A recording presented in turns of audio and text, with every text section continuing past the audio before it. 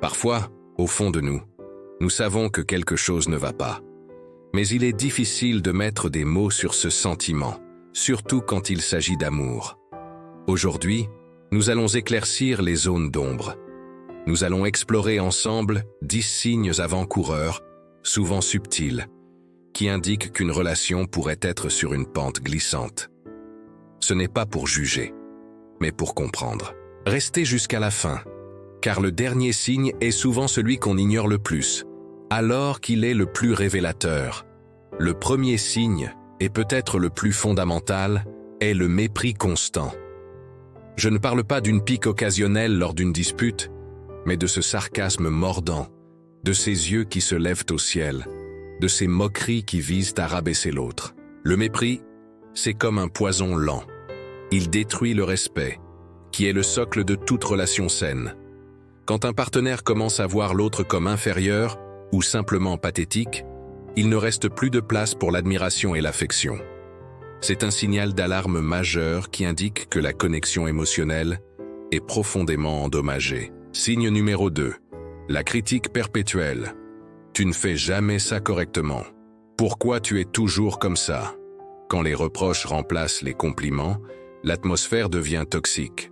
La critique constante n'est pas une tentative constructive d'améliorer les choses, c'est une attaque contre la personne elle-même.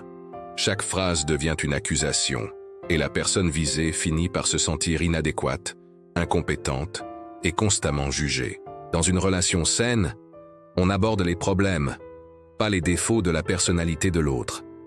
Si chaque conversation est un procès, l'amour ne peut pas y survivre. Troisième signe. L'évitement du conflit, aussi appelé le mur de silence. On pourrait croire que l'absence de dispute est une bonne chose, mais c'est souvent le contraire.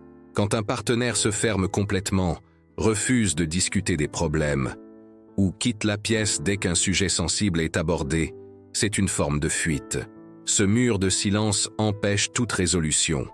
Les problèmes ne disparaissent pas, ils s'accumulent, créant un ressentiment qui grandit dans l'ombre. Communiquer, même difficilement, c'est montrer qu'on se soucie encore. Le silence, lui, est souvent synonyme d'abandon.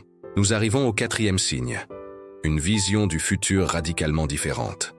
Au début, on vit au jour le jour, mais une relation sérieuse demande un alignement sur les grandes questions de la vie. Voulez-vous des enfants? Où voulez-vous vivre? Quelles sont vos ambitions professionnelles et personnelles? Si sur tous ces points fondamentaux, vous êtes aux antipodes et qu'aucun compromis n'est possible, vous avancez sur 2 routes parallèles qui ne se croiseront jamais. Forcer l'autre à renoncer à ses rêves profonds ne mène qu'à l'amertume et au regret. Signe numéro 5. La solitude à 2. C'est un sentiment étrange et terriblement douloureux. Vous êtes physiquement ensemble, mais émotionnellement à des kilomètres. Vous ne partagez plus vos joies, vos peurs, vos pensées intimes. Chaque partenaire vit dans sa propre bulle. Les conversations se limitent à la logistique du quotidien. Qui va chercher les courses? As-tu payé cette facture? L'intimité émotionnelle, ce sentiment d'être une équipe, a disparu. Être seul quand on est en couple est parfois pire que d'être seul tout court. Le 6e signe est le manque de soutien. Dans les bons moments, tout est facile. Mais c'est dans les épreuves que l'on voit la solidité d'un couple. Si votre partenaire minimise vos difficultés, se montre indifférent à vos échecs ou, pire, vous voit comme un fardeau lorsque vous traversez une période difficile, la fondation de la confiance s'effrite.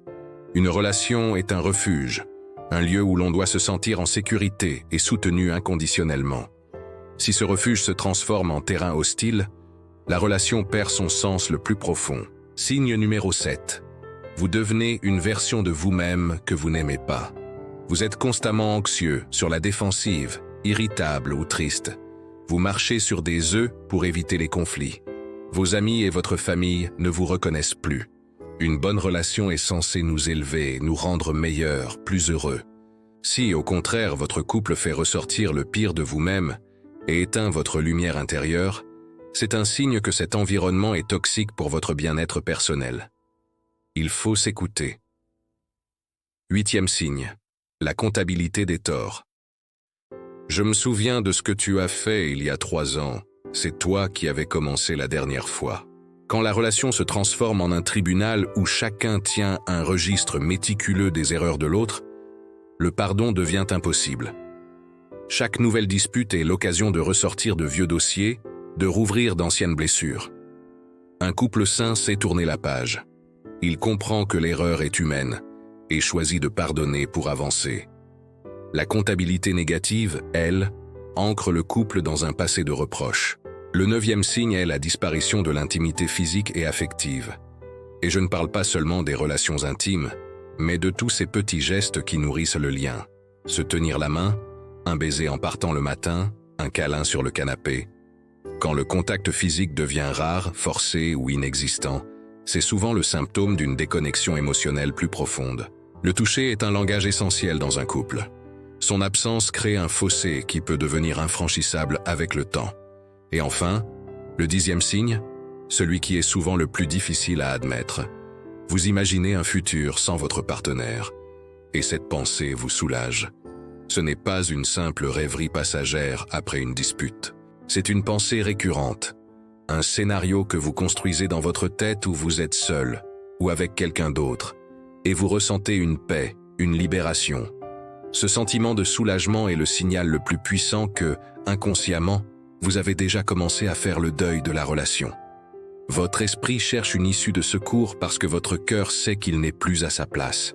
Reconnaître ces signes n'est pas une condamnation. C'est une prise de conscience. Parfois, elle peut mener à une conversation salvatrice et à un travail de reconstruction. D'autres fois, elle confirme qu'il est temps de tourner la page pour préserver sa propre santé mentale. Si vous vous êtes reconnu dans plusieurs de ces points, n'ayez pas peur de chercher de l'aide, de parler à un ami de confiance ou à un professionnel. Vous méritez d'être dans une relation où vous vous sentez respecté, soutenu et heureux. Merci d'avoir regardé cette vidéo. Si elle vous a aidé à y voir plus clair, n'hésitez pas à laisser un pouce bleu et à partager vos pensées dans les commentaires, toujours avec bienveillance.